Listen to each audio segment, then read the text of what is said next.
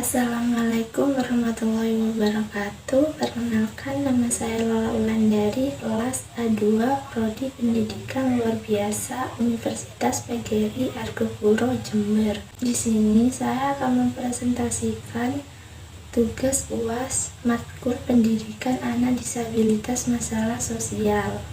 Yang pertama adalah anak penyandang masalah sosial. Anak penyandang masalah sosial perlu mendapatkan perhatian khusus pemerintah.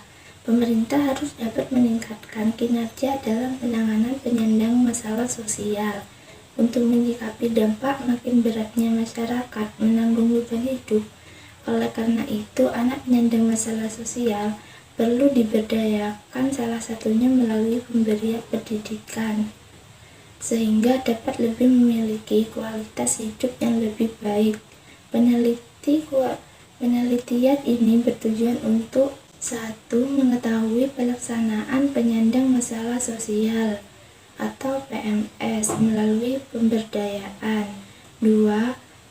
Mengetahui faktor apa saja yang menjadi pendukung dan penghambat penanganannya. Dan 3. Mengetahui model yang sesuai dalam penanganan anak penyandang masalah sosial.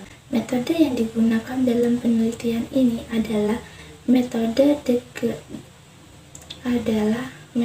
deskriptif dengan pendekatan kuantitatif, penentuan sumber informasi atau informan pada orang yang diwawancarai, dilakukan secara purposive sampling.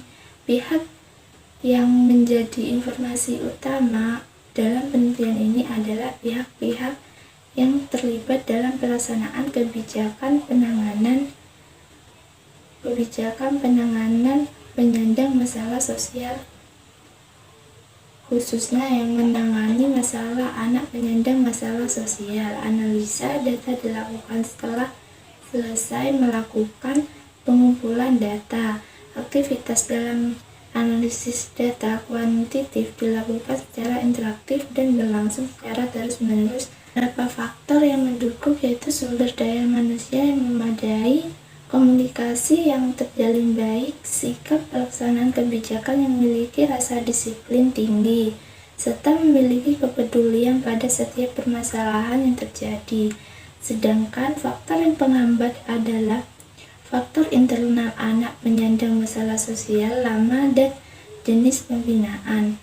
Model yang sesuai pemberdayaan yang dilakukan di unit pelayanan teknis dinas atau UPTD. Anak penyandang masalah sosial adalah seseorang atau keluarga yang karena suatu hambatan, kesulitan atau gangguan tidak dapat melaksanakan fungsi sosialnya dan tidak dapat menjalin hubungan yang serasi dan kreatif dengan lingkungannya, sehingga tidak dapat kehidupan atau jasmani, rohani, dan sosial secara memadai dan wajar. Berikut beberapa jenis anak penyandang masalah sosial. Yang pertama adalah anak telantar. Anak telantar adalah seseorang yang berusia 6 tahun sampai 18 tahun yang didakwa atau dijatuhi pidana karena melakukan tindak pidana. Kriteria: 1. Berasal dari keluarga fakir miskin. 2. Anak yang dilalaikan oleh orang tuanya, dan anak yang tidak terpenuhi kebutuhan dasarnya. Dan selanjutnya, anak penyandang disabilitas. Di Indonesia, individu kebutuhan khusus kerap disebut dengan istilah penyandang disabilitas. Disabilitas menurut KBBI diartikan sebagai keadaan seperti sakit atau cedera yang merusak atau membatasi kemampuan mental dan fisik seseorang. Namun, disabilitas juga merupakan kata serapan bahasa Inggris disability yang berarti ketidakmampuan seseorang untuk melakukan berbagai hal dengan cara yang biasa. Kriterianya: 1. Mengalami hambatan untuk melakukan suatu aktivitas sehari-hari. 2. Mengalami hambatan dalam bekerja sehari-hari. 3. Tidak mampu memecahkan masalah secara memadai. 3. Anak korban tidak kekerasan. Kekerasan terhadap anak adalah tindak kekerasan secara fisik, seksual, penganiayaan emosional, atau pengabaian terhadap anak, bentuk kekerasan lainnya, ataupun dengan membiarkan orang berada dalam situasi berbahaya sehingga menyebabkan fungsi sosial terganggu. Kriterianya: 1.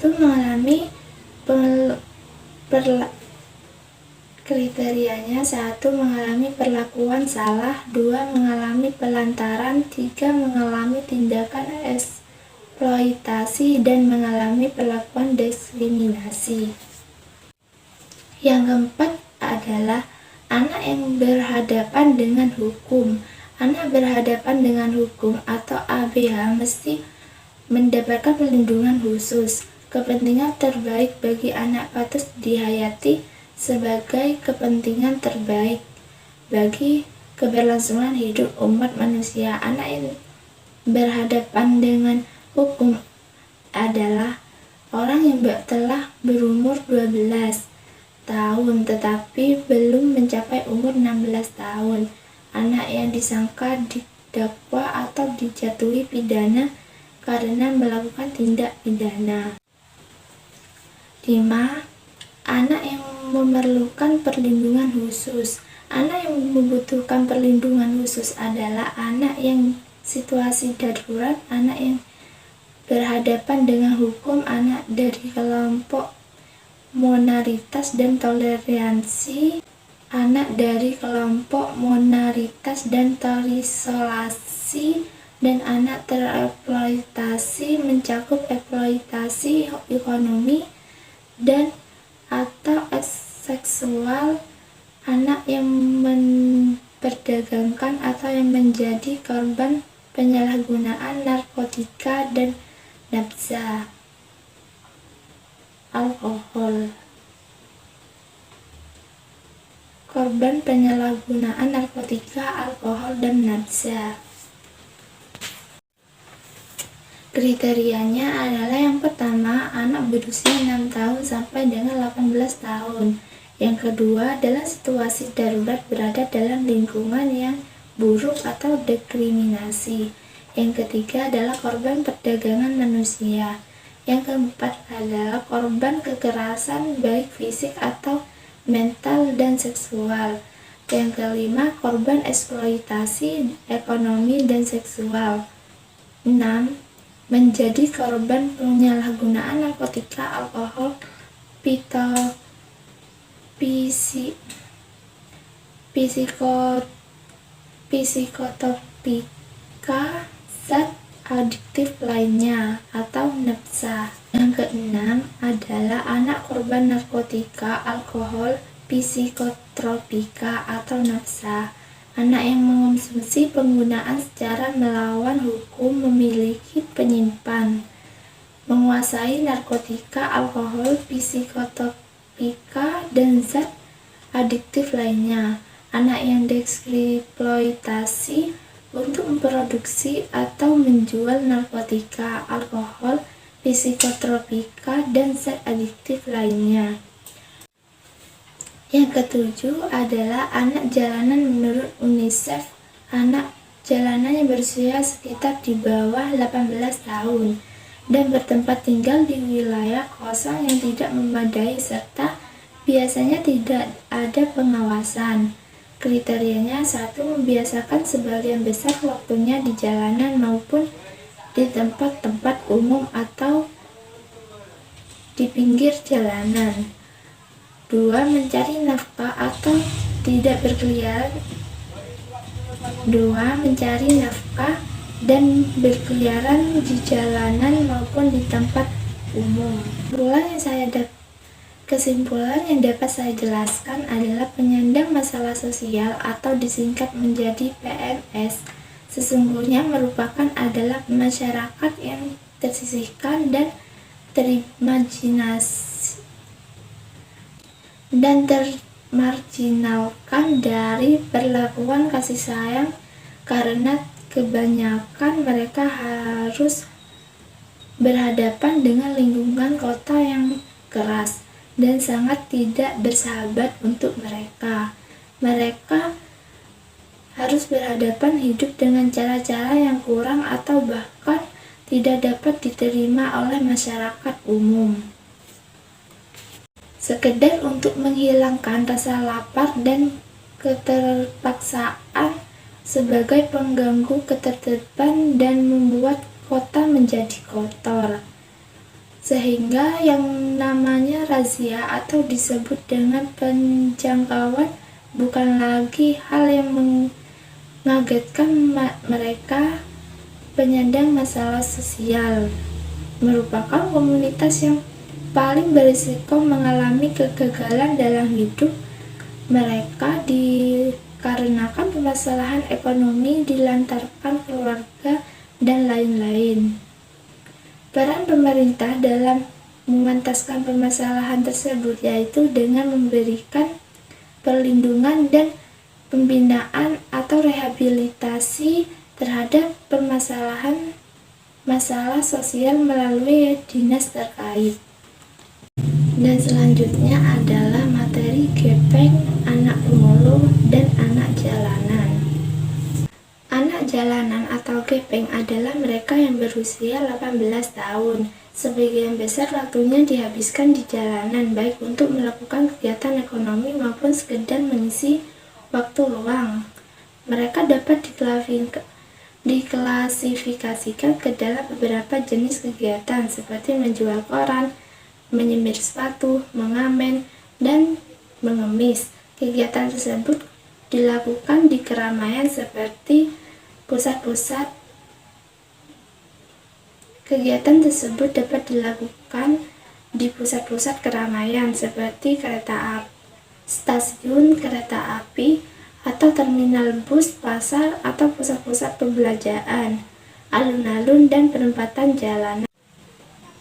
Rata-rata anak gelandangan atau anak jalanan mengaku pergi ke jalanan merupakan keinginan dari diri sendiri. Namun demikian, motif tersebut bukanlah semata-mata motif biologis yang muncul dari dalam dirinya mereka, melainkan juga didorong oleh faktor lingkungan menurut kalangan LSM peduli anak. Beberapa penyebab anak turun ke jalanan adalah kondisi ekonomi keluarga yang miskin, seringkali dipahami sebagai faktor utama yang memaksa anak untuk turun ke jalanan. Kemudian ada pula dari faktor utama yang memaksa anak untuk turun ke jalanan. Kemudian ada pula kekerasan dalam keluarga. Kekerasan yang terjadi dalam keluarga menjadi faktor penting yang mendorong anak untuk turun ke jalanan. Hal ini biasanya terjadi ketika keluarga mengalami masalah akibat beban ekonomi tidak tertahankan. Sebagian atau seluruh masalah keluarga itu kemudian terpaksa dibebankan kepada anak-anak mereka. Artian gepeng, kata gelandangan dan pengemis singkat dengan gepeng. Menurut Peraturan Pemerintah RI Nomor 31 Tahun 1980 tentang penanggulangan menurut Peraturan Pemerintah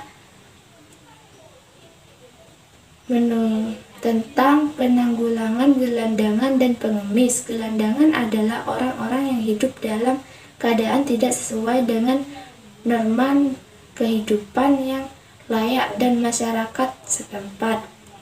Keadaan tidak sesuai dengan norma kehidupan yang layak dalam masyarakat setempat serta tidak memiliki tempat tinggal, tidak memiliki mata pencarian dan pekerjaan yang tetap di wilayah tertentu, dan hidup membara di tempat umum. Sedangkan pengemis adalah orang-orang yang mendapatkan penghasilan dengan meminta-minta di muka umum dengan berbagai cara alasan untuk mengharapkan balas kasihan dari orang lain. Dari definisi di atas dapat disimpulkan bahwa merupakan salah satu kondisi di mana seseorang atau kelompok masyarakat yang tidak memiliki kekuatan dalam menjalani kehidupan seperti modal, tempat tinggal, dan lain sebagainya, sehingga memaksa mereka untuk menjalani kehidupan ala adanya kehidupan gelandangan dan pengemis sering terpindah-pindah sesuai dengan potensi sumber yang mereka harapkan menjadi pokok pencarian, seperti pasar, terminal, maupun stasiun. Gelandangan dan pengemis mendapatkan penghidupan atau mata pencarian dari orang lain dengan cara meminta-minta atau menipu maupun melakukan perampokan. Pengertian anak jalanan. Anak jalanan adalah anak yang menghabiskan sebagian besar waktunya untuk melakukan kegiatan hidup sehari-hari di jalanan, baik untuk mencari nafkah atau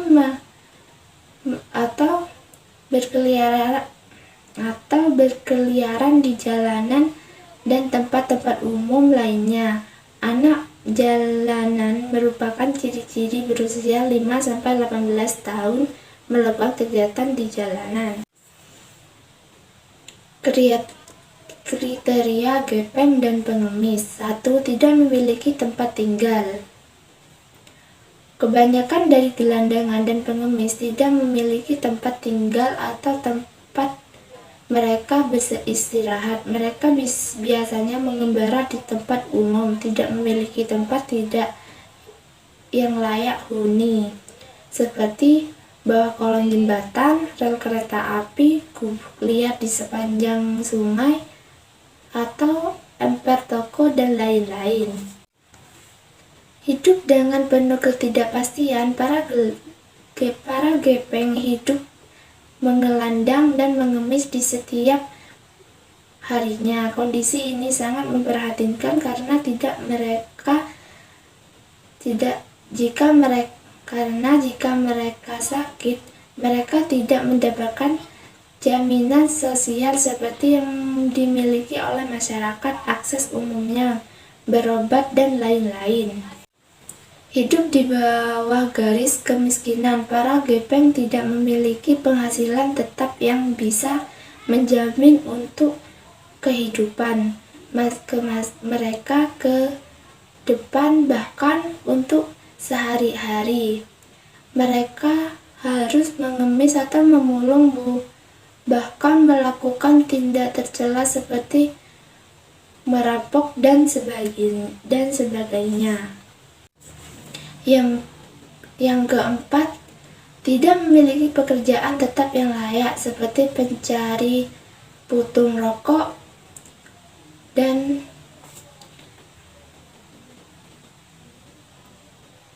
penari gerobak. 5. Memakai baju compang-camping. Gepeng biasanya tidak pernah menggunakan baju yang rapi atau berdasi, melainkan baju yang kumal dan dekil. 6. Meminta-minta dengan cara berpura-pura atau sedikit memaksa, disertai dengan tutur kata yang manis dan iba. Yang ketujuh, tuna etika. Artinya memiliki tukar menukar istri atau suami, kumpul kebo atau komersialisasi istri, dan lain-lainnya. 8. Meminta-minta di tempat umum seperti terminal bus, stasiun kereta api, di rumah-rumah, atau di toko-toko. Dan selanjutnya, faktor munculnya gelandangan dan pengemis. Faktor munculnya gepeng dapat disebabkan karena 1. Masalah kemiskinan. Kemiskinan memberi kontribusi yang cukup besar dalam munculnya gelandangan dan pengemis. Seseorang atau kelompok tertentu dapat menggelandang dengan alasan menutupi kebutuhan keluarga, sehingga berbagai macam cara dapat mereka lakukan tanpa melihat efek dan perbuatan tersebut. Kemiskinan membuat seseorang lupa diri akan aturan yang melekat pada masyarakat gelandangan, tidak peduli dengan norma maupun ketetapan yang telah disepakati.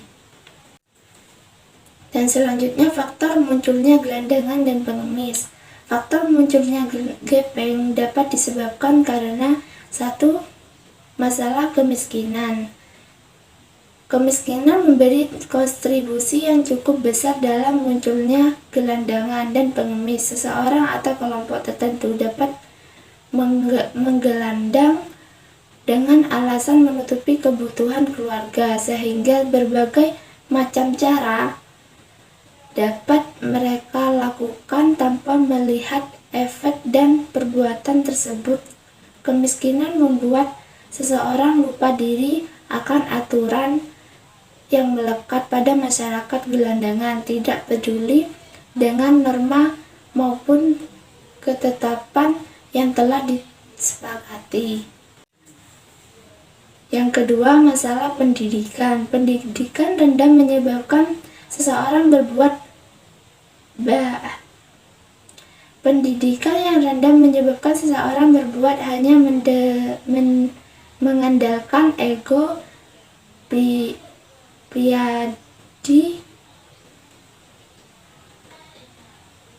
tanpa memperdulikan dampak yang akan diterima oleh orang lain. Gepeng turun ke jalan meminta-minta dikarenakan tidak adanya kemampuan dalam menganalisa apakah kegiatan tersebut telah sesuai dengan aturan-aturan selama ini yang dijalankan dalam kehidupan masyarakat. Maka dari itu, gelandangan dan pengemis bisanya berasal dari anak-anak putus sekolah dan bahkan tidak pernah menyicipi pendidikan sama sekali.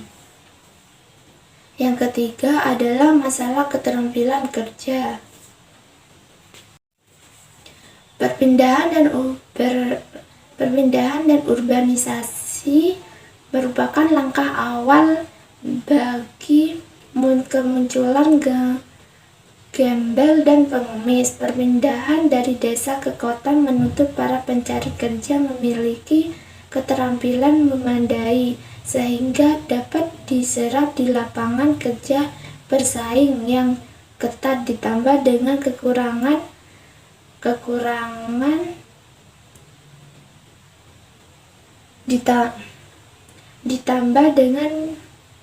ditambah dengan kurangnya pengalaman serta keterampilan para urban untuk menggelandang dan dengan jalan meminta-minta menjadikan gelandangan dan pengemis nyaman hidup dan rutinitas yang berkelanjutan.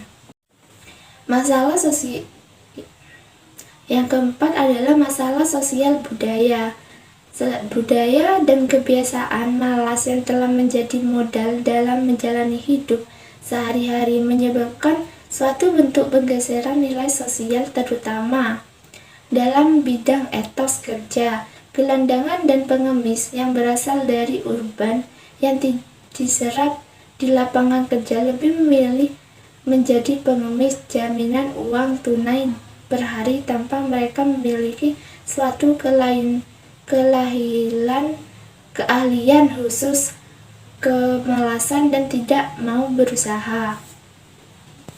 Yang kelima adalah masalah harga diri. Gelandangan dan pengemis kebanyakan mengesampingkan harga diri dalam menjalankan aksinya untuk mendapatkan keuntungan. Mereka tidak segan-segan untuk menandakan tangan kepada orang yang meskipun memiliki badan yang kuat, segan untuk memiliki kekurangan jika dilihat secara kasat mata. Gelandangan dan pengemis tidak memperdulikan norma kesopanan dan kepatuhan dalam menjalankan aksi, bahkan tidak jarang mereka melakukan tipu muslihat dan keuntungan yang lebih besar. Yang keenam adalah masalah sikap pasrah pada nasib.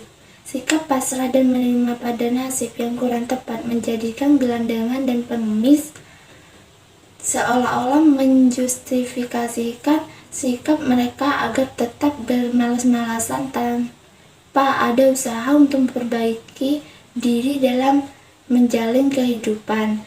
Sikap bermalas-malasan menjadikan gelandangan dan pengemis meneruskan kegiatan meminta-minta dibandingkan dengan melakukan inovasi namun tetap mendapatkan money yang cukup banyak. Yang ketujuh adalah kebebasan dan kesenangan hidup menggelandang. Kebebasan yang dijadikan idealisme atau meskipun hanya mitos yang tidak harus dilestarikan, membuat sejumlah gelandangan dan pengemis enggan merubah pola perilaku dalam kehidupan sehari-hari.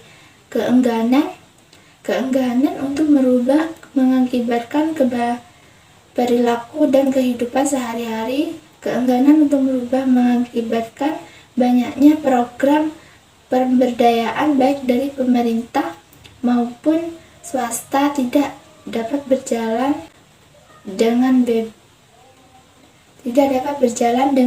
Gelandangan dan pengemis lebih memilih hidup bebas dengan alasan penempatan akan lebih banyak dapat dibandingkan harus ikut pemberdayaan dan sebagai program maupun penyuluhan yang dilakukan. Dan yang terakhir adalah penanganan anak jalanan dan gepeng. Penanggulangan anak jalanan dan gepeng menjadi tanggung jawab berbagai pihak dan berbagai kalangan. Maraknya gelandangan dan pengemis memperlihatkan penanggulangan gelandangan dan pengemis belum dilaksanakan dengan maksimal. Pemerintah maupun swasta merupakan kelompok yang berkewajiban dalam menyelesaikan permasalahan penanggulangan gepeng sehingga penanganan dari berbagai kalangan dapat disatukan dari visi besar, yakni pembatasan gelandangan dan pengemis demi terciptanya kedamaian dan kehidupan masyarakat. Penanganan gelandangan dan pengemis dapat dilakukan dengan pendekatan panti, liposos, transit, home, pemukiman, dan tramigasi. Sekian dari saya, bila ada salah ucap kata mohon dimaklumi. Wassalamualaikum warahmatullahi wabarakatuh.